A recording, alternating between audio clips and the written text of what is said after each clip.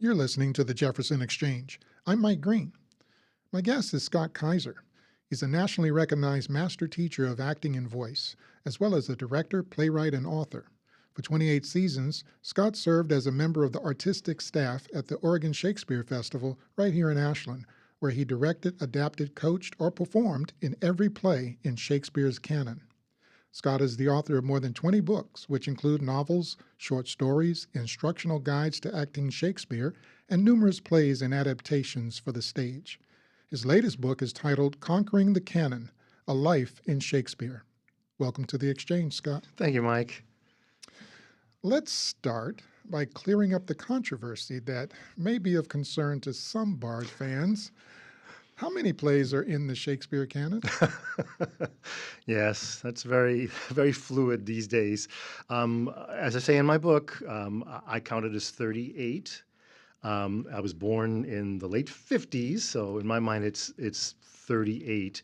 There's a lot of plays that folks would like to add to the canon, but I think there's very much a commercial motive for that it's very, if we have to sell the brand new complete works and there's an extra play in it, that benefits us financially.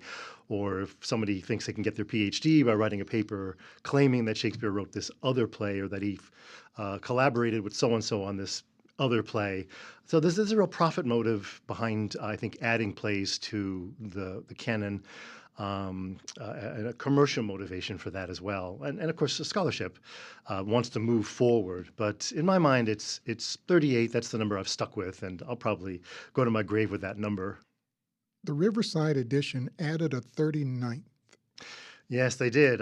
The edition I always use is for my teenage years, which is the G. Blakemore Evans Riverside, the first edition, I think 1974.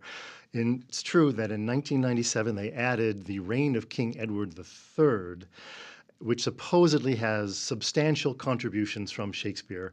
The scholarship is very fluid about that. I've never quite accepted the reign of King Edward III as part of the canon.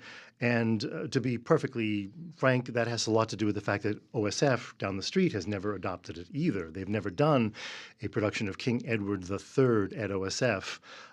So my canon actually matches the one down the street. When the festival decides that they want to produce King Edward III, then I may at that point decide that it's part of the canon. But until then, the festival says we've done the canon 4 times, and they've never done it with the third. So I'm very much in line with the festival. When you were young, you had this dream of performing in all of the Shakespeare plays. Take me back to that time. What inspired you?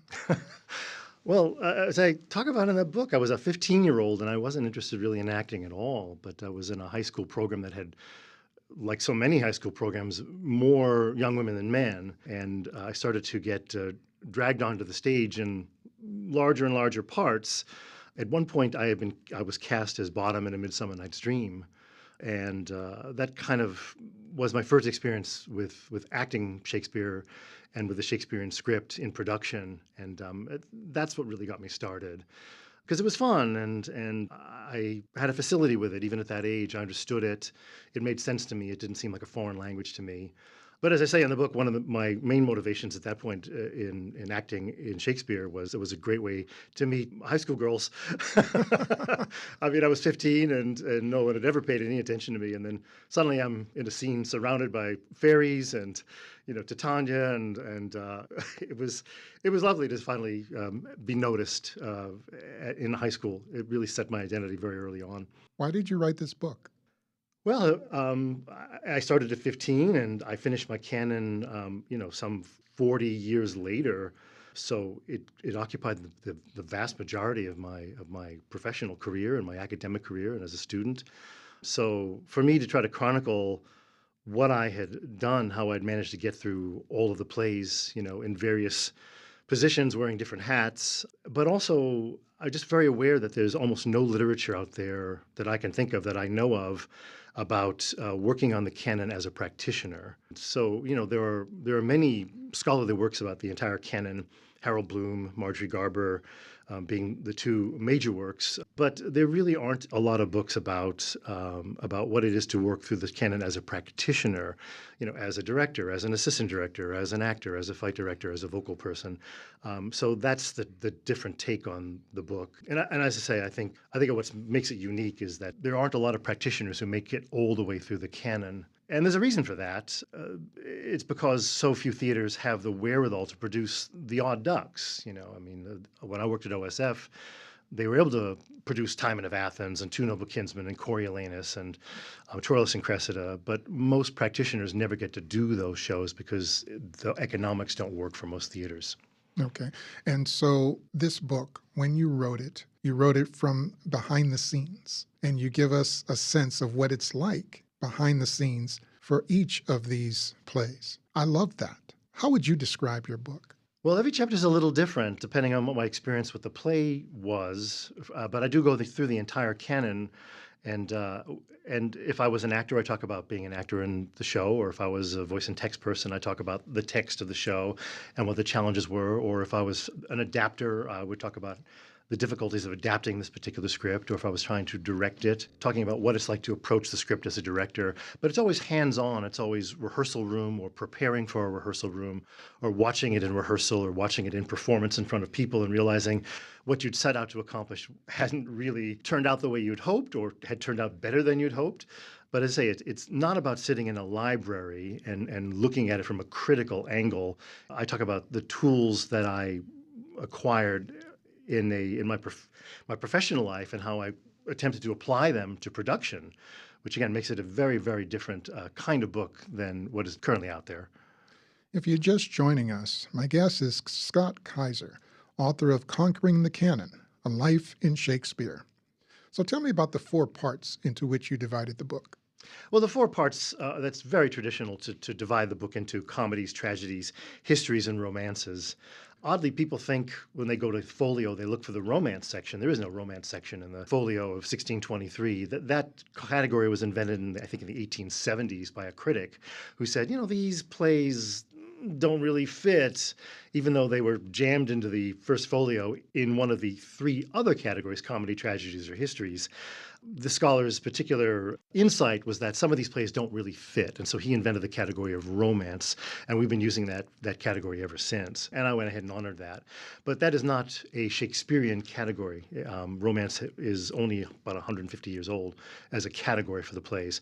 And just to be clear to your listeners, that's Two Noble Kinsmen, The Tempest, Cymbeline, Winter's Tale, the late plays that emphasize forgiveness and lost daughters and storms at sea, and Pericles is the one I just missed. Yeah, Where does Romeo and Juliet? very much a tragedy. Yeah, It really is. Well, Shakespeare was a wordsmith, and to love Shakespeare, it seems to me that you would have to love the power of the spoken word to evoke emotion. What are your thoughts about that? well. If you look down my book list, I actually wrote an entire book called Shakespeare's Wordcraft. It's a very geeky book about how Shakespeare uses rhetoric in all of his plays. It's supposed to be an actor-friendly book, and I do teach out of it quite a bit, but it goes through all the rhetorical devices from the simplest to the most complex and how Shakespeare uses his knowledge of rhetoric to help his characters get what they want. So it's very compatible with Stanislavski theory that says every character is pursuing something. We as a modern culture don't really understand rhetoric because we don't have a lot of speakers nowadays who use it. I think Barack Obama may have been the last speaker. Jesse Jackson used it, but he's now since passed. There's no one in our current lives who uses rhetorical devices anywhere near what Shakespeare understood them to be. And Shakespeare was steeped in rhetoric as a student in Stratford upon Avon, and he used that knowledge and that gift for rhetoric throughout the plays. When we look at the plays with our modern eyes, we skip over it. We barely see it because we're not used to it. We don't see it and we don't hear it in our modern culture. In Love's Labor's Lost, there's a 13-syllable word that I cannot pronounce. I'll do it for you if you like. Go for it. Okay, honorificabilitudinatatabus. One more time. Honorificabilitudinatatabus. What does that mean? I'm trying to remember the exact definition of it, but it's the state of being the state of being able to accept honors. Oh, and that's the The actor. honorific part is And I think the character was Costard. it's Costard. It's Costard, who is a clown in Love's Labor's Lost, and it comes out of his mouth, and it even surprises him when it comes out of his mouth. But it's the longest word in Shakespeare, and a delightful word at that. And this is a comedy. It's a comedy. Now, how do you plug a word like that, 13 syllables, into a comedy and get a laugh? Well, the issue for me is that people misunderstand Love's Labor's Lost, and they misunderstand it because in most modern productions it is so heavily cut. Love's Labor's Lost uncut runs over 3 hours, but most directors want it to be kind of a rom-commy, sort of flighty, light, and frothy play. So they cut a lot of the dialogue that is actually about rhetoric. The play is actually about wordplay. Nothing happens in Love's Labor's Lost. Absolutely nothing happens. But what happens is the characters kind of outword each other. It's a competition of, language. Shakespeare is a very young playwright showing his rhetorical ability in a romance. And we rarely get that in a theater because it's so heavily cut. The reason honorific abilitude and Tatabus belongs in the play is because it's a character showing off their language ability, their facility with language and with words. That happens throughout the play. Normally it comes to us now. You could look at the Branagh film, for example. I think it's an hour and 50, and it's just sort of a frothy post-war comedy. But the language play is brutalized in most productions of Love's Labours. When you say it's brutalized, what do you mean? I mean, it's cut. It's cut heavily. 30% or more of that language play is cut out of the play.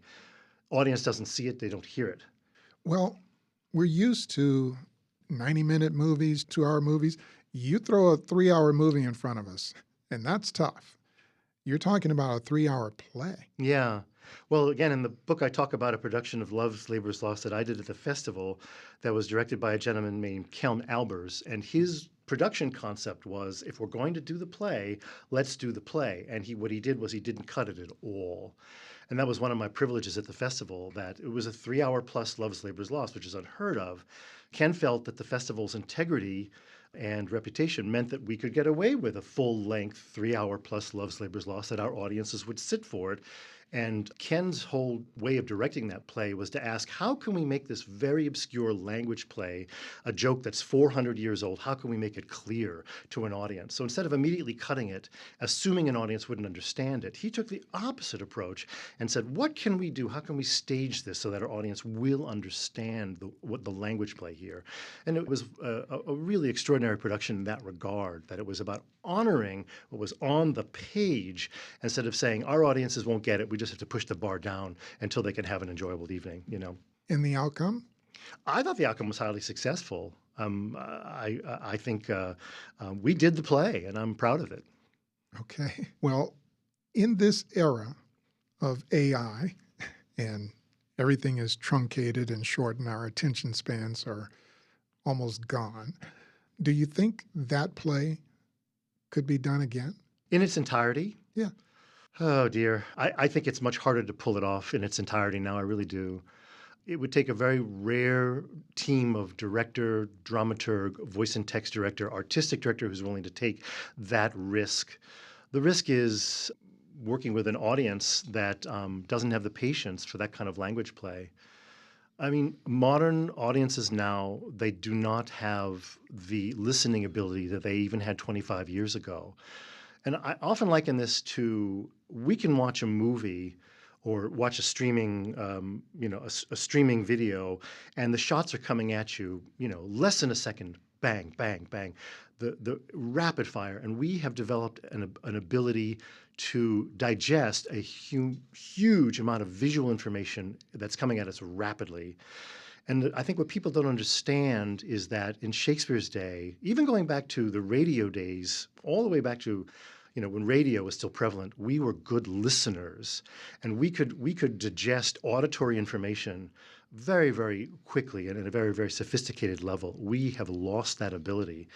So to answer your question, I think it's very difficult for an audience to take in the entirety of Love's Labor is Lost because they don't actually have the skill any longer to listen attentively and appreciate the language play that's going on in the plays for that length of time. Okay, on that note, we're going to have to take a short break. Welcome back to the Jefferson Exchange. I'm Mike Green. My guest is Scott Kaiser, author of Conquering the Canon, A Life in Shakespeare. Scott spent more than 30 years with the Oregon Shakespeare Festival here in Ashland and achieved his dream of working on all 38 of the plays in the Shakespeare canon.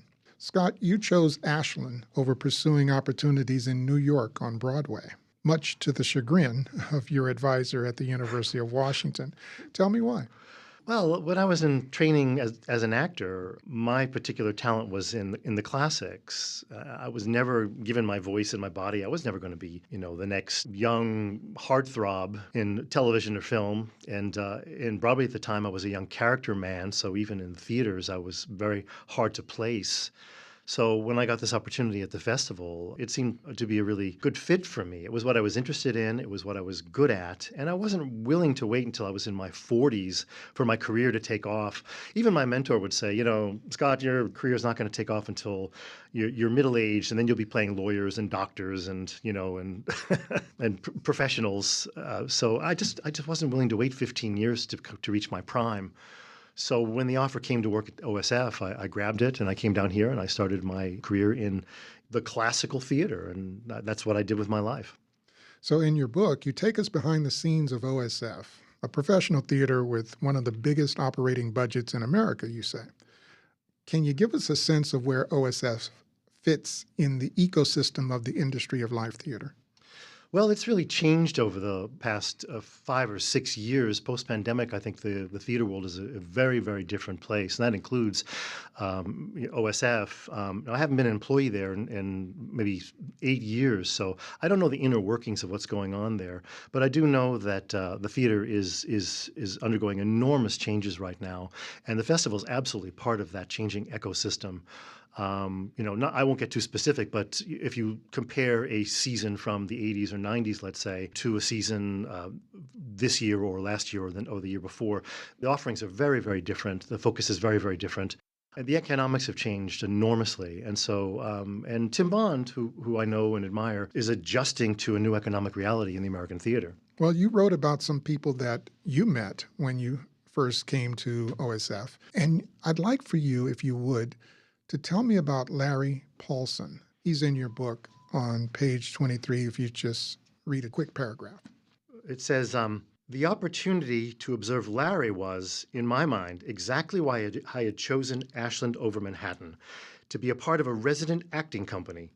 Like a teaching hospital, the underlying unspoken ethos of the company was watch one, do one, teach one.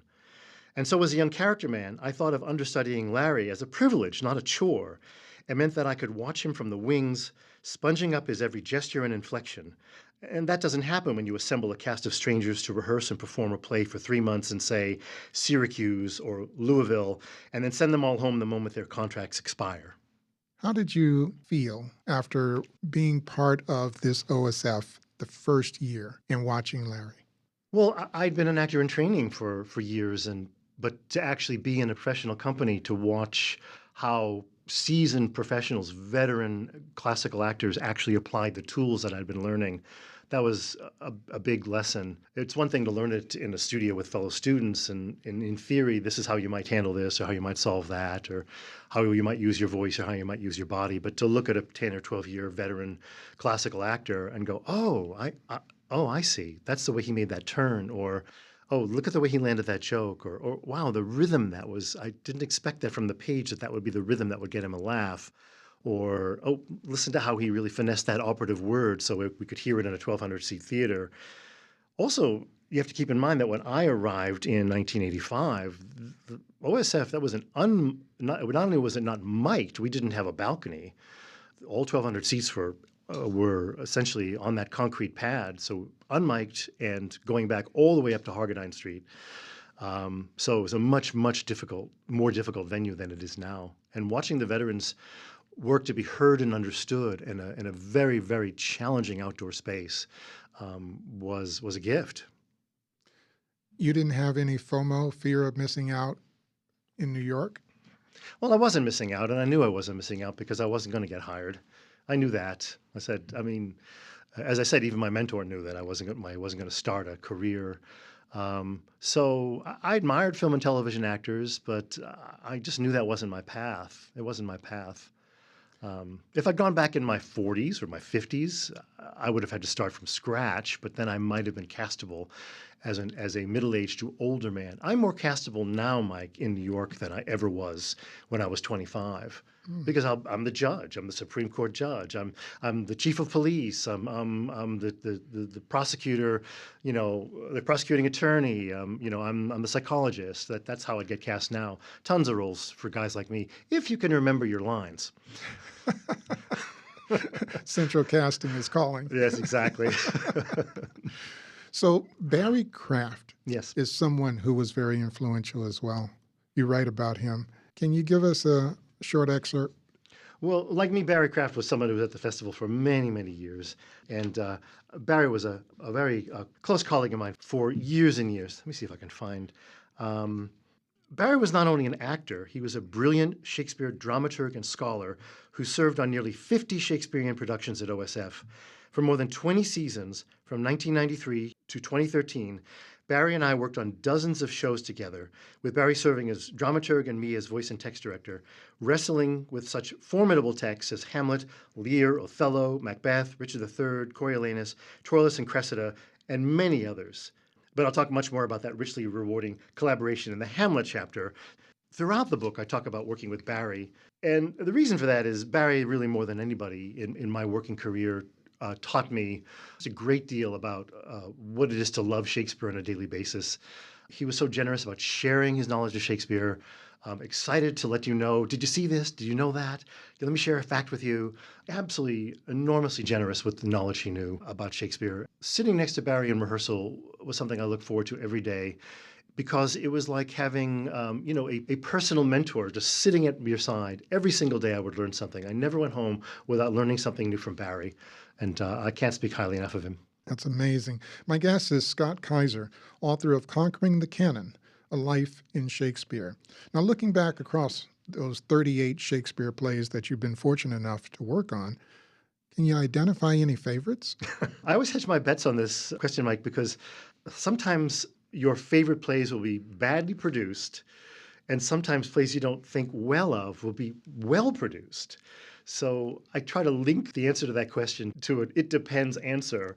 You know, who's producing it? Who's in it? Is there a remarkable actor in it? Has it been directed in an innovative and imaginative way? So I often avoid this question because I've seen both extremes. Plays I would say, I don't really like that play, and then a production surprises me. And then plays I think, oh, this is my favorite. And then I get home and I go, oh, that was miserable. Okay, well, actors are arguably human.